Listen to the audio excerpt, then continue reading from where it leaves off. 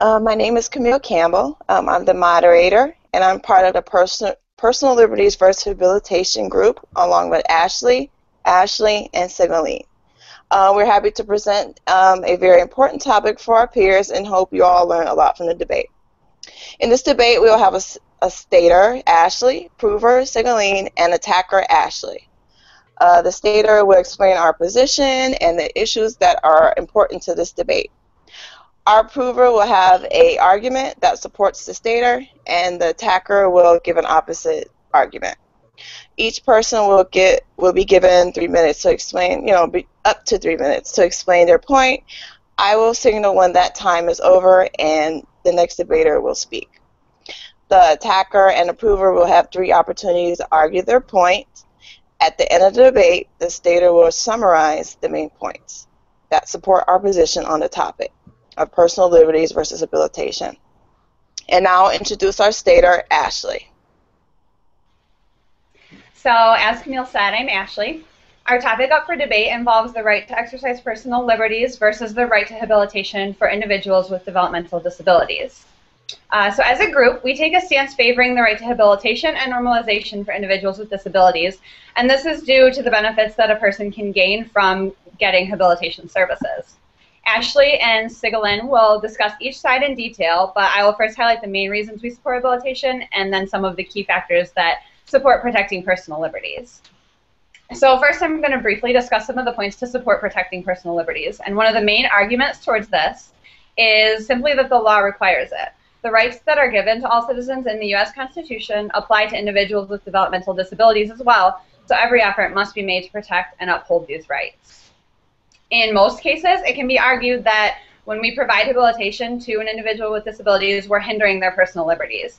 Some of the reasons for this are that when individuals are in habilitation programs, they don't always get to choose their own activities, and they might not even be taught how to make important life choices.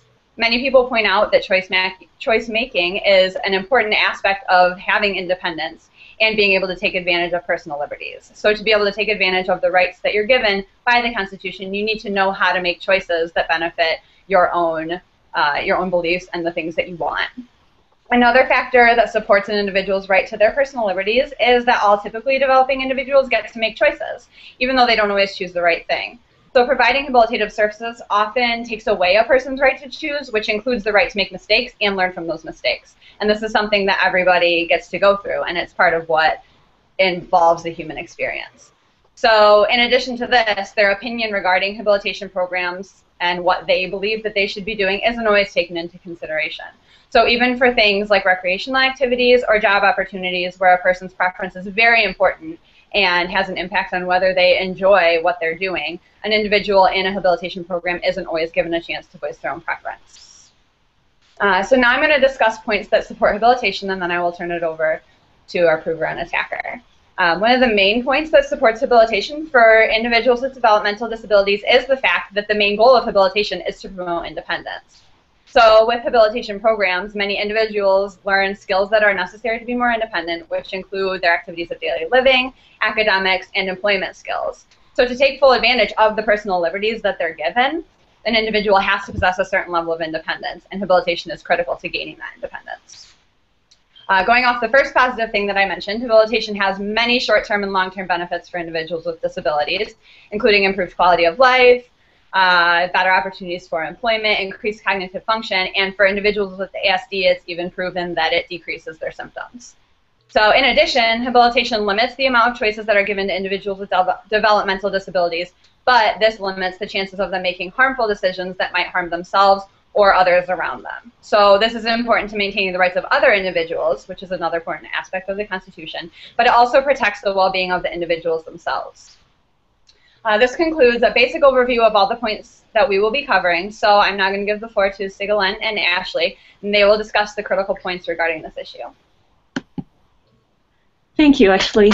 So the first argument I would like to present today is the fact that the habilitation leads to increased chance of employment, which is a right that is protected by the Rehabilitation Act. A systematic review completed by Taylor and Associates showed that employment is related to a better quality of life, an increase in cognitive functioning, and even a decrease in autism symptoms. Another study by the same authors determined that individuals on the spectrums who are holding a job demonstrate an increase in independence and in activities of daily living, as well as a decrease in maladaptive behavior. It is therefore very important that individuals with disabilities would be included in habilitation and transition programs that would allow them to be taught the skills to be able to work. My question is, what evidence do we have that the habilitation and treatment programs are affording the individuals that attend the right or opportunity to choose jobs or activities that they like or enjoy? As adults, we're provided ample opportunity to explore our likes and dislikes. We develop a preference to certain types of jobs or activities, and then we typically pursue a career based on that preference. Are we giving individuals with disabilities that same opportunity? According to Bannerman 1990, these habilitation programs don't usually put emphasis on teaching choice-making skills. So if taught to make choices or aren't encouraged to try different things, then how do we know that they enjoy what they are doing, or are they just doing what they're told to do? When individuals are put into jobs that they don't willingly begin or that they wouldn't choose themselves, they often lack the motivation to perform adequately or to put in the necessary efforts to succeed.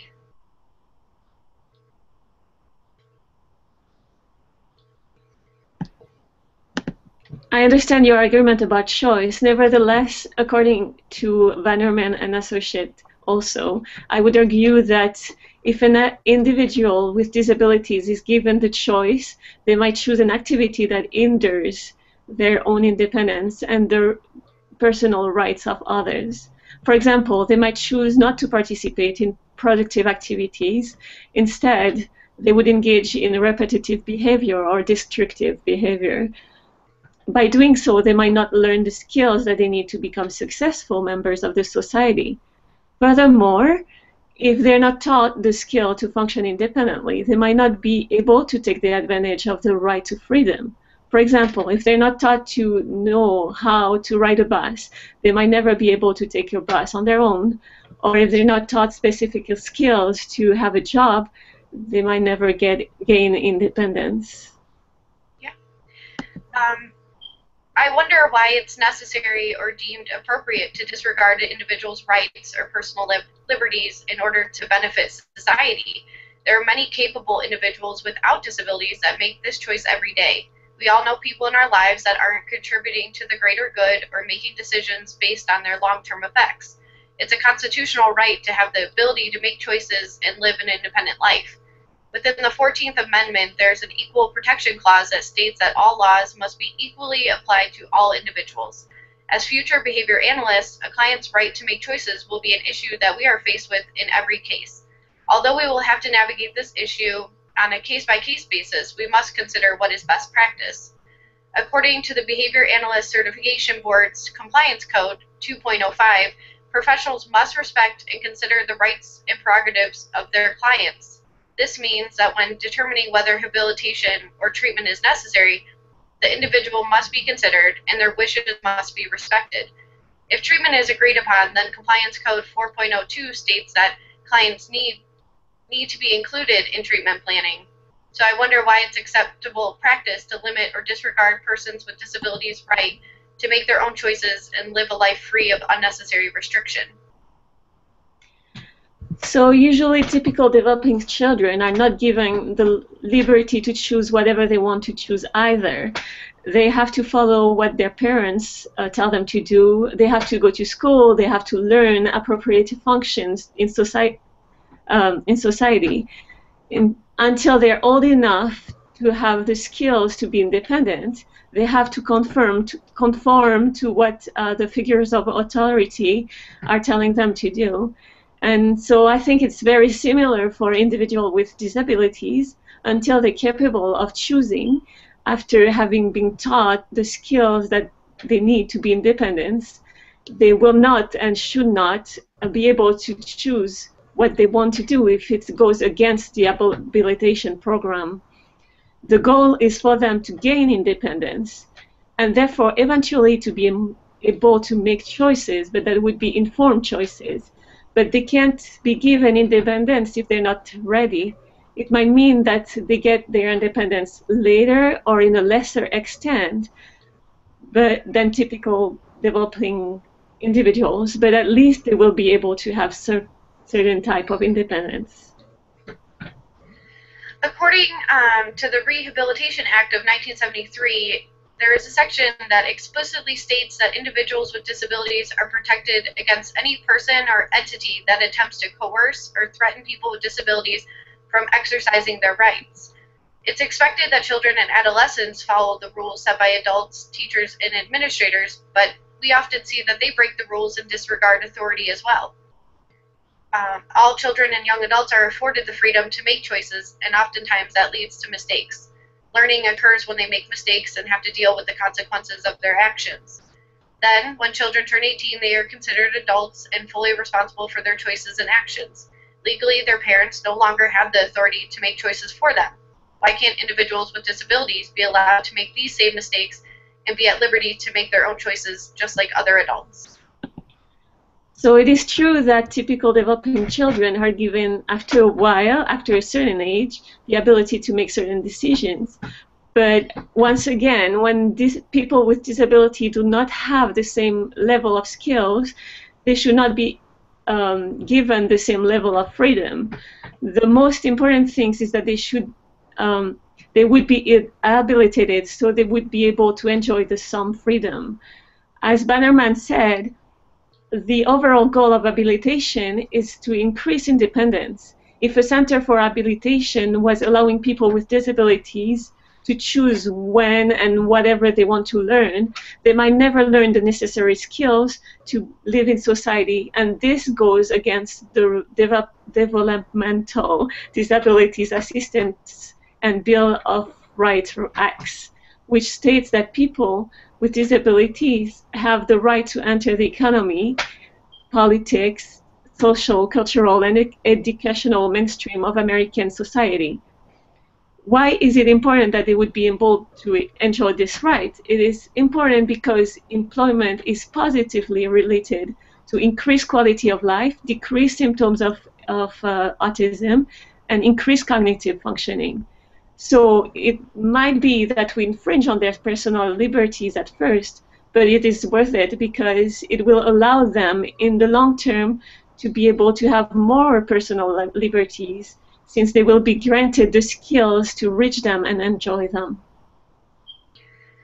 Isn't it the burden of parents and educators to teach individuals with disabilities to make choices that will benefit them? If we don't give them the tools or opportunities to make choices as it relates to their treatment or care, then we are taking away from their independence.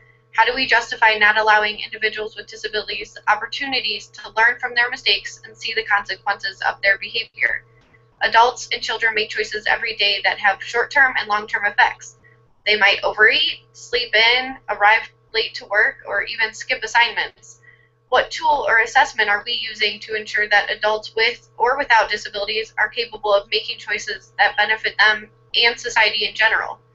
If we are advocating that adults with disabilities must present at a certain functioning or skill level in order to exercise their rights and liberties, then shouldn't every adult be subjected to this same assessment? All right, so in closing, our group fully supports habilitation for individuals with developmental disabilities. Development is a lifelong process for individuals with disabilities, just like it is for typically developing individuals. So even though habilitation might initially infringe on a person's rights a little bit, like the right to play instead of work or to make their own schedule every day, where a typically developing person might choose to make those decisions, it will ultimately result in an increase in independence and the ability to have more freedom and choice, which is the ultimate goal of personal liberties and the human rights. So without habilitation, we believe that individuals with developmental disabilities would not necessarily be able to obtain employment or learn to thrive in society, which is basically what it means to have personal rights and personal liberties.